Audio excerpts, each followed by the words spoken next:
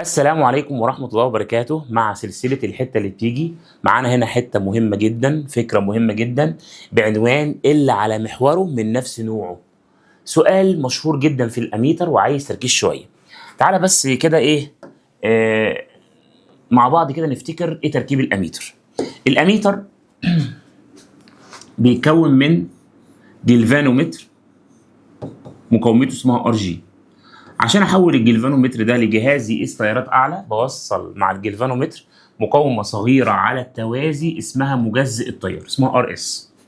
وفي الحاله ديت لو التيار الكلي اللي داخل اسمه اي يبقى هيتجزأ الى حاجتين، حاجه اسمها اي جي وحاجه اسمها اي اس. وبالتالي لو انت عايز الاي يبقى هتساوي مجموعهم، يعني هتساوي ايه؟ اي جي زائد اي اس. يبقى الاي بتساوي ايه؟ اي جي زائد اي اس، اللي انت ممكن تشيل الاي اس وتحط بدلها في على ار اس.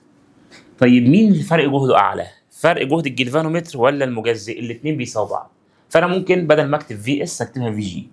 وده قانون مهم جدا عشان يحل الرسم البياني ده، ان لو هنا اي وهنا واحد على ار اس وعامل لي خط كده، في الحالة ديت عشان نجيب الميل بنركز مين الصاد؟ الصاد هو الاي. طب عرفت ازاي يا استاذ؟ مرسوم على الصاد.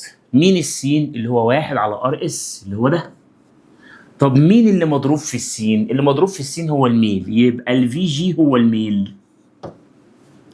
طب مين اللي لوحده؟ اي جي، ده اسمه الجزء المقطوع من محور الصادات، يعني النقطة دي تمثل اي جي. وده اللي احنا بنقوله بقى في عنوان الفكرة، ان لو قلت لك ده اي يبقى ده من نفس نوعه، يبقى ده اي جي يعني يعني نفس النوع، يعني نفس التيار، تيار يعني مش في ولا ار، اي يبقى اي. لو ده في يبقى ده في جي، لو ار يبقى ار، يبقى لو ده اي يبقى ده اي جي. يبقى انا من اللي انا شرحته ده عايزين نعرف كذا حاجه، ان الميل في الرسمه دي بيساوي في جي اللي هي بتتفك الاي جي في ار جي، وان النقطه دي تمثل اي جي. تعالى بقى نطلع فوق ونشوف السؤال بيتحل ازاي. السؤال بيقول لي ايه؟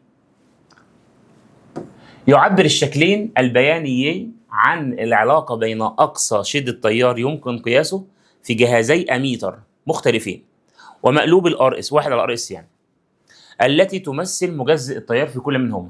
عايز النسبة بين مقاومة الجلفانومتر في الحالة الأولى إلى مقاومة الجلفانومتر في الحالة الثانية. زي ما احنا قلنا أي سؤال في رسم بياني الصح عشان أبدأ صح هجيب الميل. طب الميل بيساوي إيه؟ دلتا اي على دلتا واحد على ار اس. لسه قايلين تحت ان الميل ده بيساوي في جي اللي هي بتتفك الايه؟ اي جي في ار جي. يبقى انا هجيب الاسلوب الميل واساويه بالكلام ده. هنا بقى في غلطه شنيعه معظم الطلبه الا من رحم ربي بيغلط فيها. ايه هي؟ يقول لك يا استاذ الميل سهل جدا، هقسم 1.5 على 1/10. غلط طبعا. بقسم رقم من فوق على رقم من تحت لو الخط بادئ من الصفر. اما لو الخط بادئ من فوق شويه الصح هجيب فرق الصادات، كأن في مثلث اهو، هشوف ده كام وده كام واطرحهم من بعض. 1.5 ناقص نص على ده فرق الصادات، ديت النقطه دي قصاد 1/10 ودي صفر، يبقى على 1/10 ناقص صفر.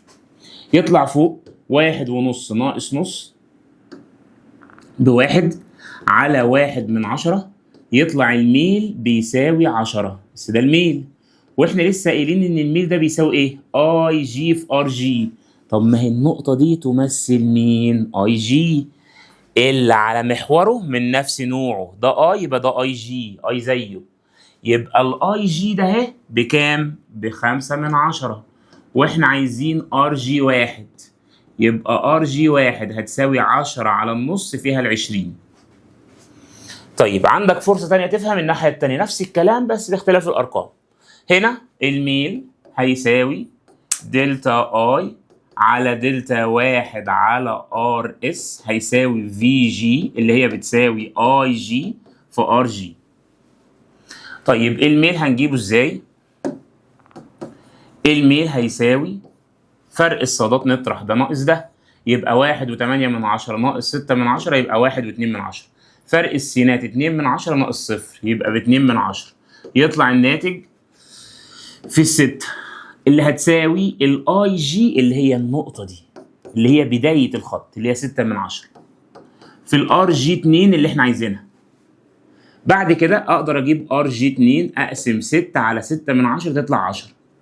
هو عايز بقى ار جي 1 على ار جي 2 يبقى هتساوي 20 على 10 فيها 2 على 1. يبقى الإجابة 2 على 1. تمام؟